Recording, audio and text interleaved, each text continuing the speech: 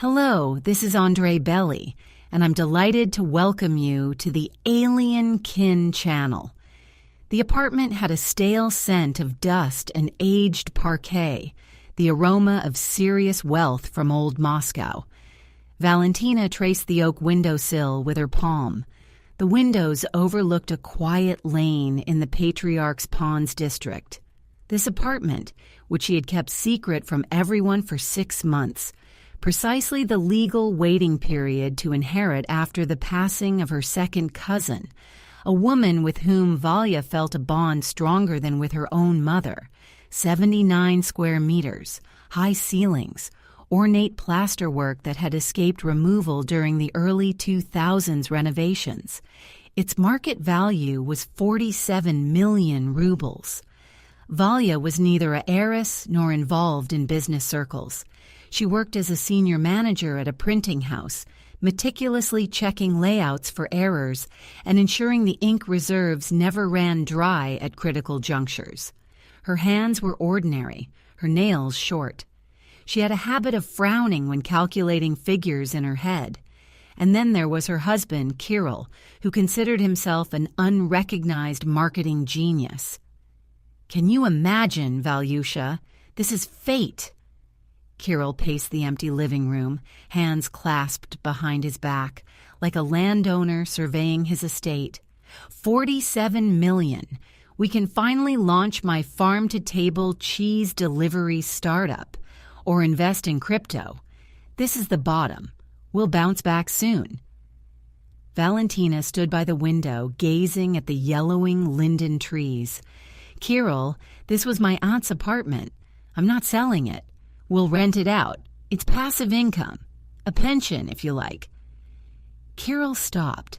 His face, usually soft and a little puffy with a hint of a double chin, tensed. "Rent it out for peanuts. Valya, you think like a bureaucrat. Money needs to work. Money needs to be whole," Valentina stated firmly. "And let's drop the subject. I received the documents yesterday. I have the keys. Period."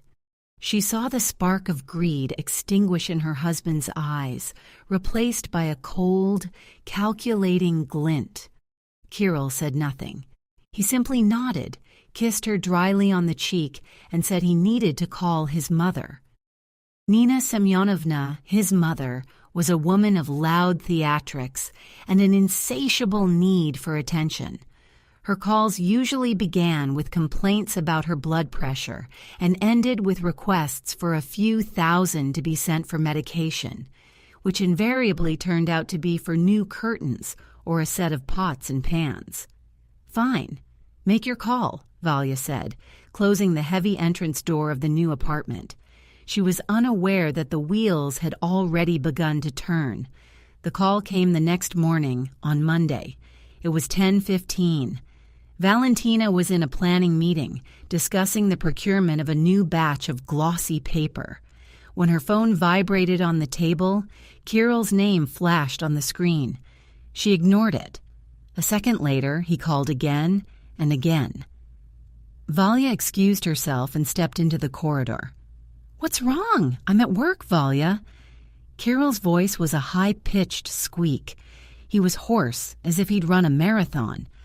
"Valya, disaster. Mom, they took Mom." "Took her where? To the hospital? Blood pressure?" "No, what doctors? They kidnapped her. Valya, people in masks." Valentina froze. The printing house corridor smelled of ink and stale coffee. A courier with a box rushed past. The world remained the same, but the conversation on the phone was a cheap action movie. "Kirill, you're delirious. Who would want Nina Semyonovna? Her only valuables are her collection of porcelain elephants." "You don't understand," he roared, making the speaker crackle. "They were watching us. They know about the apartment. They want money. They're demanding a ransom. 15 million, or they said they'd send her an ear in the mail." Valentina leaned back against the cool wall. 15 million. Yes, they've given us 2 days. Valya, we have no choice. They know about the inheritance. Someone leaked the information. Maybe the notary, maybe they saw it in the registry. It doesn't matter. We have to sell the apartment urgently. I have a realtor. He'll do a quick buy. Yes, we'll lose about 30% of the value, but it's my mother's life. Valya remained silent. Gears were turning in her head. Valya, are you listening? Kirill's voice was hysterical. I'm coming to you now. Write a power of attorney. Stop. Her voice became as firm as a steel ruler. No powers of attorney, no realtors. I'm going to the police. No, her husband shouted. No police. They said, if we see cops, we'll kill the old woman. They're watching us. Valya, I beg you, this is my mother. I'm on my knees. We'll sell the apartment, give them 15, and the rest is for me. That is, for us. We'll buy something simpler, but Mom will be alive. Valentina hung up. Her heart beat steadily, too steadily for panic. She returned to her office, gathered her belongings, and told her boss she was taking a personal day for family reasons. Stepping outside, she inhaled the autumn air. 15 million, and the ear is the main thing. Who in their right mind in the 21st century threatens to cut off a pensioner's ears for 15 million, knowing that the apartment can't be sold in a day without registration in the registry? Unless it's someone who knows the apartment can be mortgaged, or someone who has already found their notary for a quick deal. Valentina got into her Kia and drove, not home, nor to the police. She drove to Nina Semyonovna's. The door to her mother-in-law's apartment in Biberevo was unlocked. The lock hadn't been forced, it was simply open. Inside, chaos reigned, as if a herd of bison had danced there. Chairs were overturned, clothes were strewn from closets, but something was amiss. Valentina stepped over a pile of clothing. The television was in its place, the laptop on the desk. Nina Semyonovna's gold earrings lay on the dresser in plain sight. The burglar kidnappers hadn't taken anything liquid. They had simply made a mess. Valya went to the kitchen. A half-finished cup of tea sat on the table. Next to it, a saucer with a dried piece of cake. She also noticed a crumpled receipt on the floor near the trash bin. A small, crumpled receipt from a Podrushka store. She picked it up and examined it. Dated last evening, 7:45 p.m. Purchases: a sheet mask with snail mucin, 3 pieces. SPF 50 sunscreen, a travel-sized set of bottles. Valentina chuckled. A kidnapped woman buys sunscreen and travel bottles the day before. The phone in her pocket buzzed again. Kirill, Valya, where are you? Send it to me, she said dryly. A minute later, a file dropped into her messenger. The video showed Nina Semyonovna sitting on a chair in a dimly lit basement with a sack over her head. Someone's gloved hands removed the sack. Her mother-in-law looked terrible. Her hair was disheveled, mascara smeared under her eyes, though she never wore makeup at home. "Karush, son!" she wailed into the camera, theatrically wringing her hands. "Give it to them. They're terrible people." Valentina paused the video and zoomed in. In the background, in the corner of the basement, a pipe wrapped in shiny thermal insulation was visible, and a piece of beige tile with a fish pattern. She recognized the tile. It was the bathroom at Kirill's friend Tolik's dacha. They had gone there for shashlik in May. The terrifying basement turned out to be a shared bathroom in a dacha settlement near Chekhov. Anger, hot and sticky, rose to her throat, but Valentina swallowed it. If she caused a scene now, they would wriggle out of it, claiming it was a joke, a test of emotions, or Kirill would start whining that he was forced. No, such things were not forgiven. Such things were punished. She dialed the number given to her by a former colleague from the printing house's security department. "Edward, hello, it's Valya. Is your offer for a private detective still open? I need to find someone." No, not my husband. My mother-in-law. Yes, urgently. I'll pay double the rate for speed. For 2 days, Valentina played the role of a frightened sheep. She walked around with red eyes, drank valerian drops, pouring them down the sink, and listened to Kirill flitting around the apartment. He played his part poorly, overacting, sometimes clutching his chest, sometimes shouting at unseen enemies, then sitting beside her and whispering conspiratorially, "Valenka, I found someone. They give cash against apartment collateral. The interest rates are wild, but we can't be picky now. We can finalize it in 2 hours." "I'm scared, Kirill," Valya whispered, her trembling hands fiddling with the edge of the tablecloth. "What if they cheat us?" "They won't. These are trusted people, Tolik's acquaintances. Tolik, the one with the dacha in Chekhov." Kirill froze for a second, then nodded. "Yes, he has connections." On the evening of the second day, Edward sent his report. The subject was not found in Chekhov.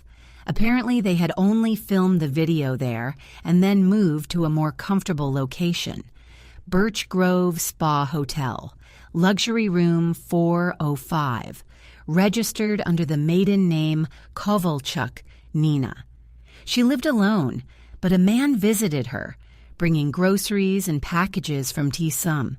The report included photos. Nina Semyonovna, in a white robe, sat on the veranda sipping something from a glass with an umbrella. In another photo, she was in the pool, wearing a cap with a blissful smile on her face.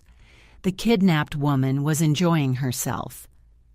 Valentina looked at the photos, just as Kirill, who was supposedly negotiating with the kidnappers on another phone in the bathroom at that moment, did.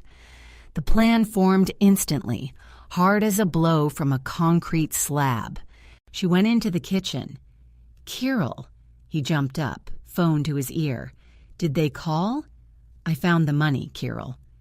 He dropped his phone but caught it just before it hit the floor. "What? How? You said—" "I called an old acquaintance. You don't know him. He's a moneylender, a serious man. I mortgaged the apartment." Kirill's eyes widened. A wild, animalistic joy splashed in them, which he immediately tried to conceal with a mask of grief. "Valya, you're a hero. The money is in my bag. 15 million in cash in the trunk." Kirill licked his lips. His gaze darted to the door, as if he could already see the bag. It was noticeable how his mind was frantically reconfiguring his plan on the fly. "Excellent," he exhaled and suddenly grabbed his phone, pretending to read an incoming message. "Valya, listen carefully. They just sent an SMS. The terms have changed." "Changed?" Valya raised an eyebrow, inwardly marveling at his pathetic acting. "Yes, they're writing that they're watching me. I'm under surveillance. If I show up at the drop point, they'll kill Mom. You have to go." "Me? To armed bandits at night?" She pretended to recoil in horror, though her insides were freezing with disgust. Here was her loving husband, calmly sending his wife with millions to an empty lot without batting an eye. "Valyusha, understand, we have no choice." Kirill wrung his hands theatrically, hiding his blatant cowardice and greed behind feigned panic. They wrote, "Meeting place abandoned reinforced concrete factory on the outskirts, in the industrial zone. They said a woman is coming. I beg you, for Mom's sake. I'll coordinate you from here by phone." Valentina sighed heavily, concealing her cold gaze. "All right, I'll go." She knew he wouldn't stay home. As soon as she left, he would follow. He simply couldn't miss the opportunity and would want to personally pick up the bag with millions in an empty hangar, putting on a mask. His accomplice, that very Tolik, was probably supposed to be there, but now that the prize had fallen so easily into his lap, Kirill clearly decided to oversee everything himself. Evening descended upon the city like a heavy lead blanket. Valentina drove to the outskirts. In the sports bag lying on the passenger seat were cut-up stacks of newspaper with counterfeit bills from a prank store she bought at a gift shop layered on top. For authenticity, one real 5,000 ruble bill lay on top. She stopped at the gates of the former reinforced concrete products plant. The place was eerie. Skeletons of rebar, broken bricks, wind whistling through empty window sockets. No security. A perfect setting for a criminal drama. Valya got out of the car. The bag weighed down her shoulder. She knew she was being watched. She had already contacted a police major, whose contacts were also given to her by Edward. It turned out the major deeply disliked fraudsters, and the article about false reporting and extortion had not been repealed, especially when the victim reports herself. The tactical team had been on site for an hour. They sat in a gazelle around the corner, and two plainclothes officers were inside the workshop. Valya entered the dimly lit hangar.